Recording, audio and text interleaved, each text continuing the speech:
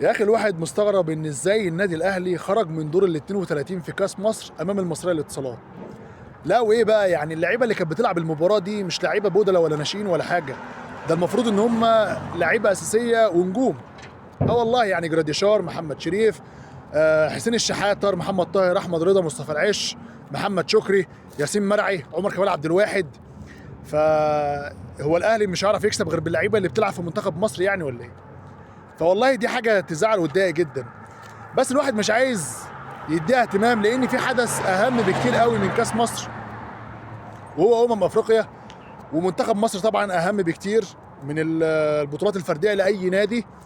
فمش عايز اطول واعكنن عليكم ولا على نفسي. المنتخب قايم بشكل كويس قوي في افريقيا، فاحنا عايزين نفضل فرحانين بالمنتخب وبنساند المنتخب، وكل تفكيرنا وهمنا دلوقتي يبقى مع المنتخب مش مع اي حاجه تانية. بس يعني دي تبقى رساله لاداره النادي الاهلي ان فعلا اللعبه دي عايزه تتغربل. والله بجد في لعبه كتير جدا عايزه تمشي من النادي الاهلي. لعيبه كتير قوي عايزه تمشي من النادي الاهلي، لا يقل عن 9 او 10 لعيبه محتاجين يسيبوا النادي بقى خلاص، شوفوا اي حته ثانيه يلعبوا فيها. واي لعيب، اي لعيب يجي يقول لك انا عايز اعدل عقدي، قول له انت تفرق ايه عن اللي بيلعب في المصريه للاتصالات؟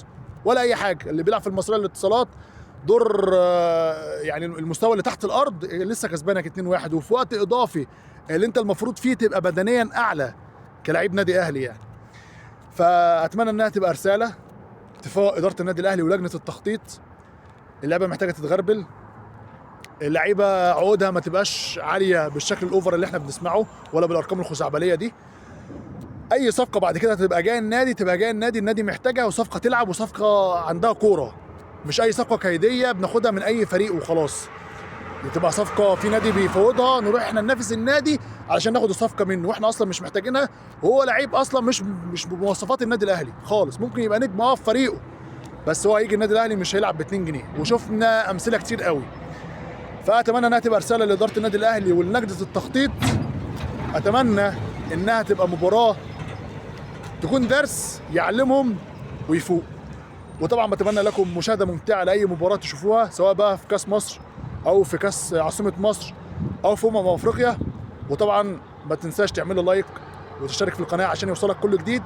وكان معكم احمد عمير وبرنامج الفرود. سلام عليكم.